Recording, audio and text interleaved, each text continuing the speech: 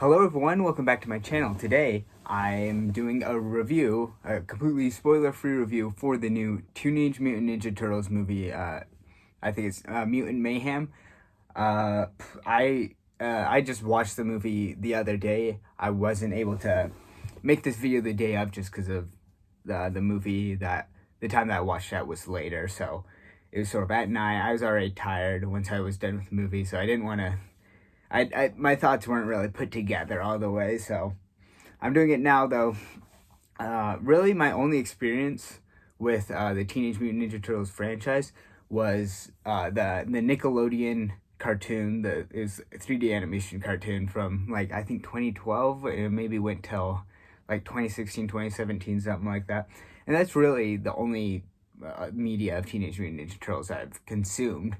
I've heard about others, and I just haven't really cared. But I was still excited going into this movie just to see sort of a different take on it. I don't know how accurate that cartoon that I watched, years ago. I don't know how accurate that is to the original story, but I'm still just intrigued to see another take on it and see sort of what sort of things they change, how they handle different characters, stuff like that.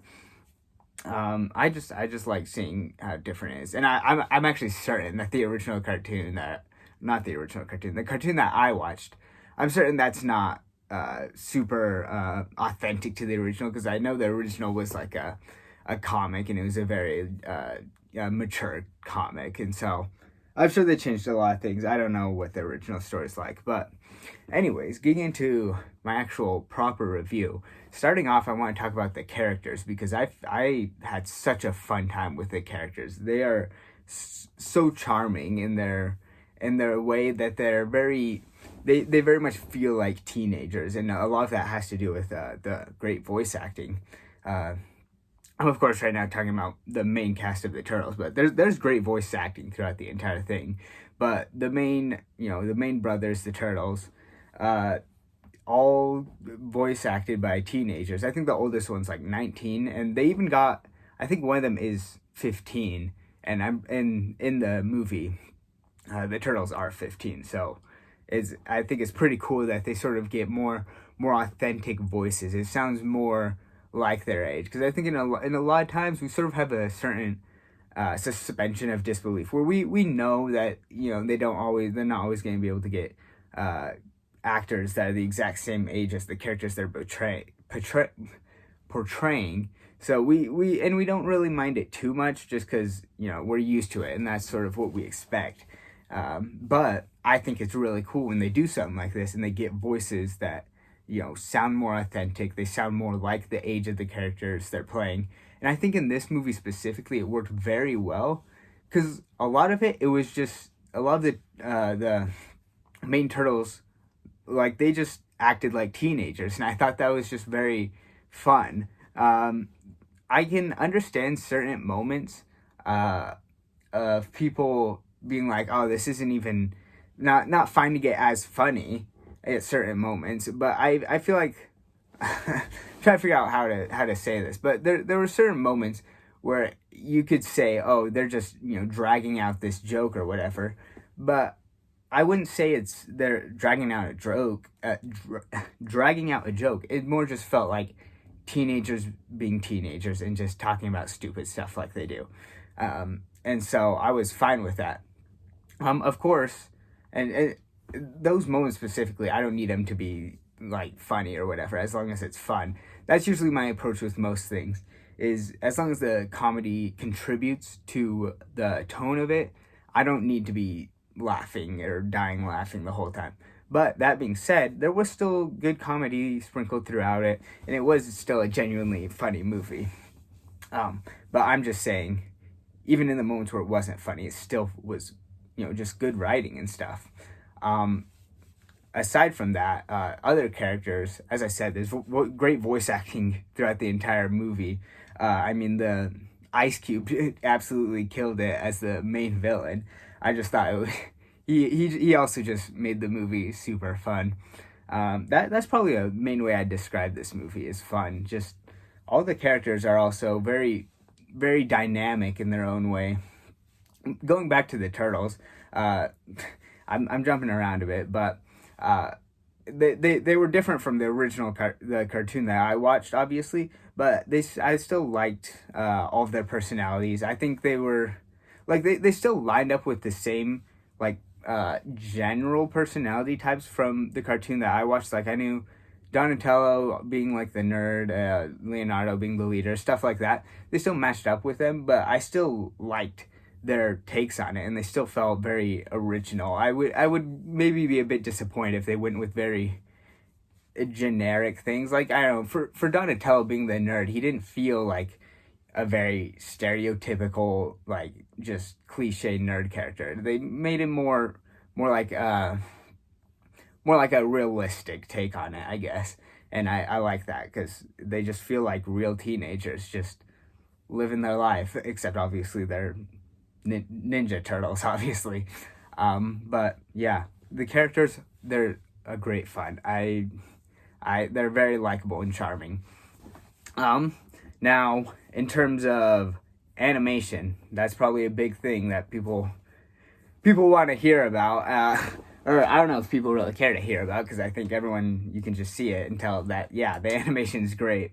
It's so much more, it's very creative, and I love that.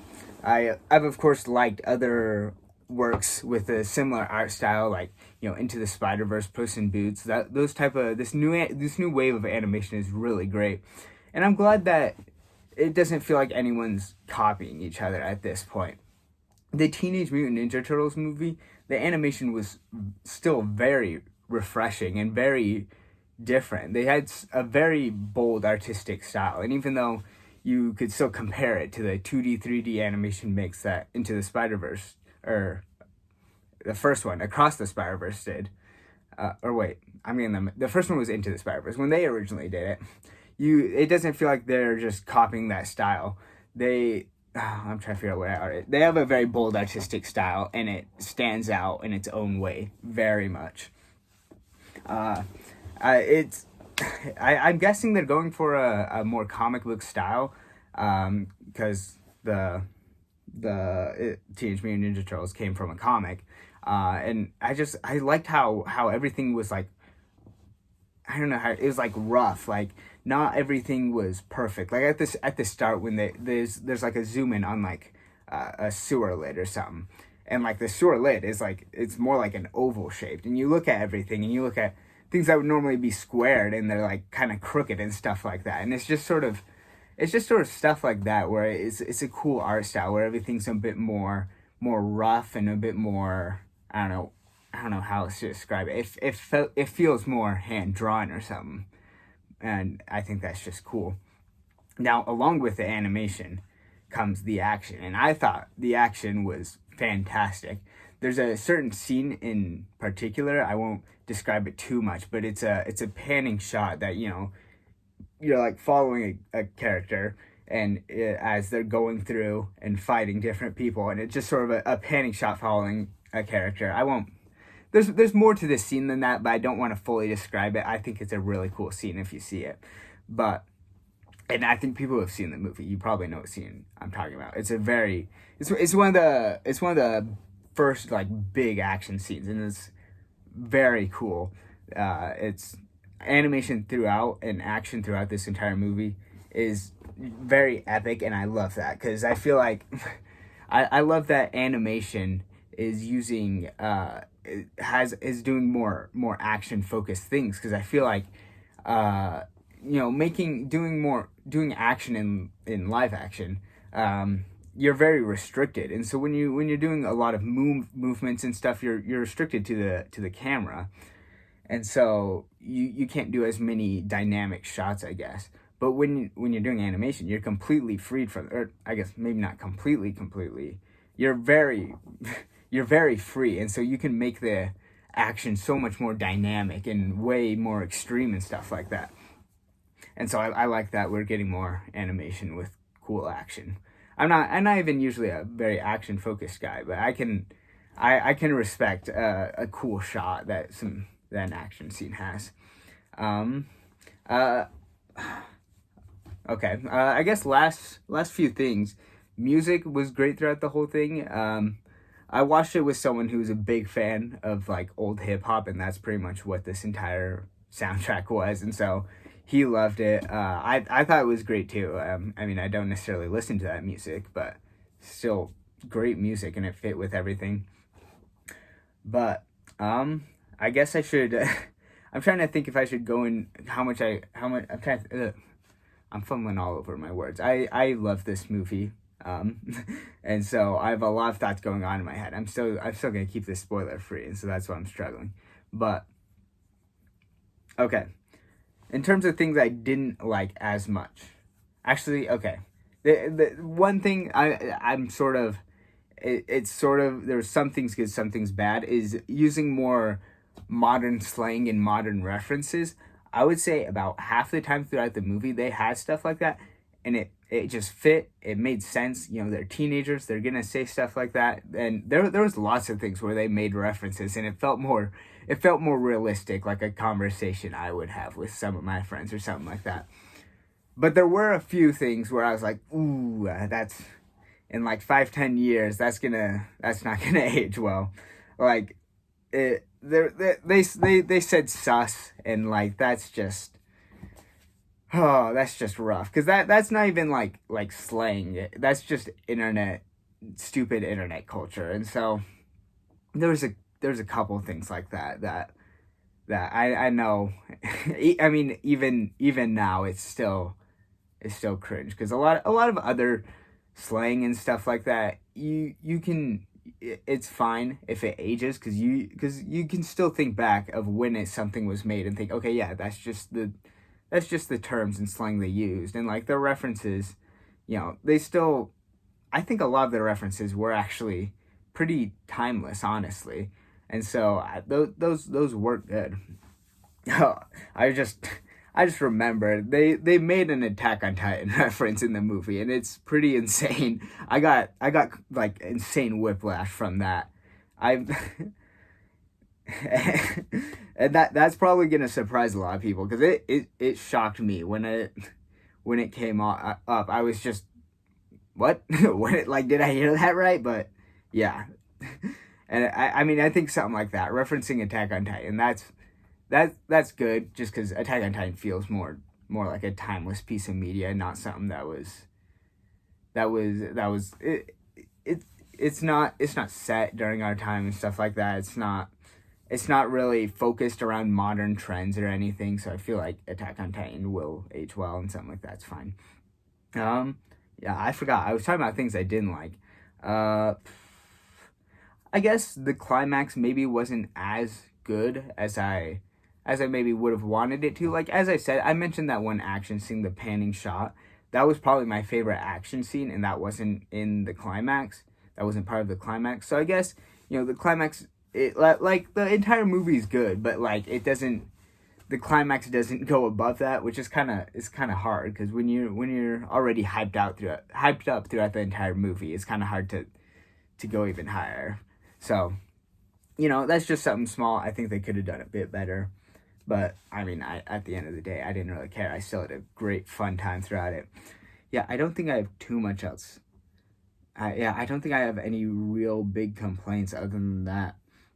I'm excited. At the end, they had a post-credit scene where, you know, they sort of teased the fact that they teased Shredder, which is very exciting, because in the movie, for whatever reason, I didn't really know who the main villain was going to be. I watched like maybe the first trailer that came out for the movie, and we saw the Fly guy. Who's voiced by Ice Cube. Again, he did a great job.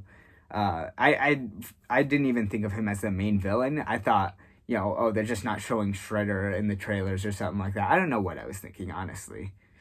But Shredder wasn't the main villain. He wasn't even really there until the very end, and I was slightly disappointed, just because I remember loving Shredder in that cartoon I watched. But I was fine with it by the end, just because Superfly, his name, is voiced by Ice Cube. He did a great job. I've said that several times. I've tried to figure out some other way to say it, but yeah, he was just a fun villain. But yeah, I would be excited to see a sequel. I think it's really cool that we're getting movies like like this, like Teenage Mutant Ninja Turtles, Into the Spider-Verse, were they're animated movies that people used to, I mean, people still kind of do, always think of animated movies as just short little bite-sized fun for the kids or something like that.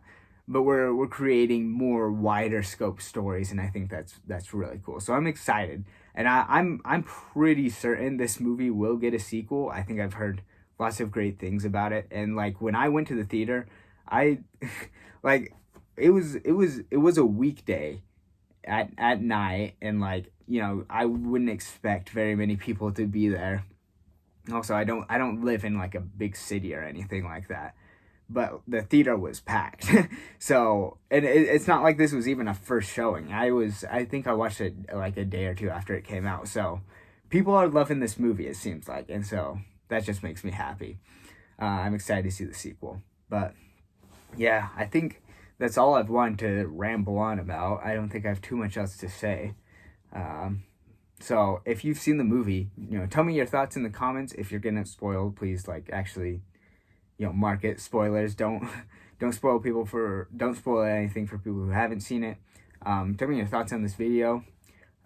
Just leave a comment about anything, really. I love seeing comments. Remember to save the blobfish, and I'll see you guys next time. Bye.